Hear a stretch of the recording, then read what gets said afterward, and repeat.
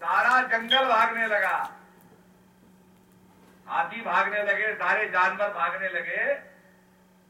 तो शेर ने देखा आज क्या हो गया, सारे जंगल में हलचल है, सब भाग रहे। उसने पूछा भाई क्या हो गया? उन्होंने कहा जी धरती फट गई, धमाका हो गया। तो शेर ने कहा धरती फट गई तो भाग किस पे रहे हो तुम? सब लोगों ने ध्यान देना शुरू किया कि जो फटी गया तो उसमें भाग कैसे रहे। तो एक ने कहा जी हाथी ने कहा, भालू ने कहा, भालू ने कहा, लोमड़ी ने कहा, लोमड़ी ने कहा, खरगोश क्या आएगा। खरगोश ने कहा मैं दिखाता हूं चलो। गए देखने तो वहां बेल का पेड़ फटा हुआ था, धरती तो फटी नहीं। तो इसकी भी खोज की जाएगी तो बेल का पेड़ ही, एक बेल का फल ही फटा निकलेगा वहां पर। तो कहने का मतलब यह है इसमें चिंता की करने की बात नहीं है। मैं अपने पत्रकार बंधुओं को आश्वस्त करना चाहता हूं कि हमारी सेना देशभक्त है और इस प्रकार से सेना को बदनाम करना यह अच्छा काम नहीं है। मैं इस खबर की घोर निंदा करता हूं। अब सज्जनों, हम आपके इस मुरैना में आए हैं, सद्भावना संदेश को लेकर के आए हैं। कोई देश कैसे मजबूत हो सकता है, कैसे आगे बढ़ सकता है? सद्भावना की शक्ति से। अगर हम आपस में लड़ते रहेंगे, धर्म के नाम पर लड़ते रहेंगे, जाति के नाम पर लड़ते रहेंगे, वर्ग के नाम पर लड़ते रहेंगे, काले गोरे के भेद के नाम पर लड़ते रहेंगे, अमीर गरीबी के नाम पर लड़ते रहेंगे, तो देश आगे नहीं बढ़ सकता है। देश को आगे बढ़ाने के लिए, अपनी भारत माता को मजबूत करने के लिए हमें अपने देश के अंदर सद्भावना स्थापित करनी होगी, अपने राज्य के अंदर सद्भावना स्थापित करनी होगी, अपने प्रांत में सद्भावना स्थापित करनी होगी, अपने शहर में सद्भावना स्थापित करनी होगी। तब जाकर के हमारा प्रदेश और हमारा देश मजबूत बनेगा। और उसी संदेश को लेकर के हम यहां आए हैं, जिससे आपका जिला, जिससे आपका प्रदेश, जिससे आपका देश मजबूत हो। कल माता जी का जन्मदिन हम मनाएंगे। माता जी का आना संसार में सद्भावना संदेश को देने के लिए हुआ। उन्होंने आदमी को आदमी से जोड़ा और उनका ऐसा प्रभावशाली व्यक्तित्व था कि माता जी को देख के लोग जगत जननी माता जी ही कहते थे उन्हें कि मां, आप अपने पुत्रों की मां नहीं हो, आप सारे जगत की मां हो। इसीलिए मां भगवती ने भी कहा है, स्त्री समस्ता सकला जगत्सु। भगवती यही कहती है, जिस समय आपको पता है महिषासुर ने देवताओं को स्वर्ग से निष्कासित कर दिया। वो देवता हिमालय में एक घाटी में आके छुप गए, विचार मग्न हो गए क्या करें, स्वर्ग से हमारा निष्कासन हो गया और अब क्या किया जाए। तो वहां पर जब सब बैठे विचार मग्न थे तो अंबिका जी प्रकट हुई, बड़ी ओजस्वी नारी थी। और अंबिका ने कहा, मैं तुम्हारी स्कंद माता हूं, देवताओं की माता हूं। हे देवताओं, मैं तुम्हारी माता हूं और मैंने तुम्हें वचन दिया है कि जब जब तुम पर विपदा पड़ेगी, मैं तुम्हारी विपदा का हरण करूंगी, तुम्हारी रक्षा करूंगी। सारे देवता अंबिका जी की स्तुति करने लगे, स्कंद माता की स्तुति करने लगे। और सबने क्या किया कि अपने अपने आयुध, जिसके पास जो था, दे कॉन्ट्रीब्यूटेड।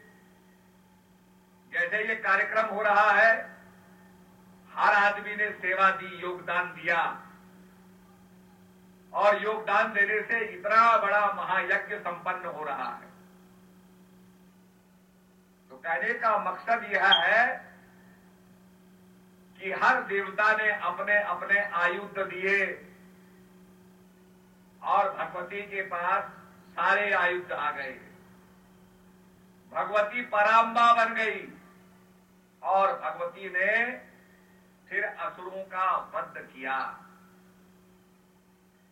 जैसे गीता में भगवान कहते हैं, मैं क्यों आता हूं, वाई डू आई कम। तो कहा, पवित्रणाय च साधूनाम विनाशाय च दुष्कृताम धर्म संस्थापनार्थाय संभवामि युगे युगे। भगवान कहते हैं पवित्रणाय साधूनाम, साधुओं की रक्षा करने के लिए। जैसे हमारी फौज क्या करती है, हमारे सैनिक क्या करते हैं, हमारे सैनिक देशवासियों की रक्षा करते हैं। और क्या करते हैं, दुश्मन को परास्त करते हैं। और क्या करते हैं, देश में शांति बनाते हैं, शांति कायम रखते हैं। इसी प्रकार से ये छोटे स्केल पर है। बड़े स्केल पर क्या हो रहा है कि महापुरुष आता है तो कहता है पवित्रणाय च साधूनाम। जो साधु लोग हैं, जो पॉजिटिव थिंकिंग वाले लोग हैं, जिनमें देवत्व जागृत हो चुका है, देवत्व माने पॉजिटिव। आप सब लोग यहां आए हैं इस भावना से कि हमारा भला हो, अध्यात्म की प्राप्ति हो, महाराज जी के दर्शन प्रवचन सुन करके हमारा हित हो जाए, हमारा कल्याण हो जाए। कल्याण की भावना, देवत्व जो जागृत होता है तो कल्याण की भावना जागृत होती है। पहले आदमी अपना कल्याण करता है, और जब वो देश के कल्याण की बात करता है, सारे संसार की कल्याण की बात करता है, तो वो साधु है।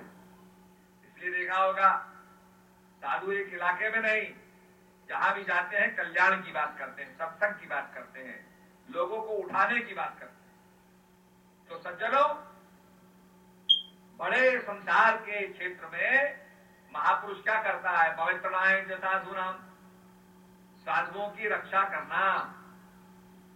जिनके अंदर देवत्व जागृत हो गया है, जो कल्याण की बात सोचते हैं, अच्छी बात सोचते हैं, पॉजिटिव थिंकिंग जिनके अंदर है, रचनात्मक भावना जिनके अंदर है, और विनाशाय च दुष्कृताम, जो दुष्ट लोग हैं, जिनकी नेगेटिव प्रवृत्ति है, जो मीन मेख निकालते हैं, जिनकी विनाशकारी प्रवृत्ति है, उनका अंत करते हैं। और कहा, संभवामि युगे युगे, धर्म संस्थापनार्थाय, धर्म की स्थापना करने के लिए। धर्म क्या है, धर्म ऑर्डर है। आपने देखा होगा यहां इतने लोग बैठे हैं, एक ऑर्डर से बैठे हैं। अगर ये सब कोई इधर जाने लग जाए, उधर जाने लग जाए, कियोस हो जाएगा। एक सूत्र में बंद करके, कोई आ रहा है, कोई जा रहा है, जाने का एक मार्ग है, आने का एक मार्ग है। और यहां कोई पुलिस नहीं है, एक ऑर्डर है। ऐसे ही धर्म भी है, धर्म भी एक ऑर्डर है, उसको धारण किया जाता है। तो उस धर्म को स्थापना करने के लिए, उस ऑर्डर की स्थापना करने के लिए, जिस ऑर्डर से आदमी मानव से महामानव बनता है, ग्रेटर बीइंग, तो उसकी स्थापना करने के लिए संभवामि युगे युगे। ऐसा नहीं आए थे, नहीं। भगवान श्री कृष्ण कहते हैं, युग युग में करेक्शन की जरूरत पड़ती रहती है। मानव उत्थान हो जाता है, उसको संभालने की आवश्यकता पड़ती है। युग युग में मेरा आना होता है, संभवामि युगे युगे। आज भी आपने देखा होगा क्या हो रहा है।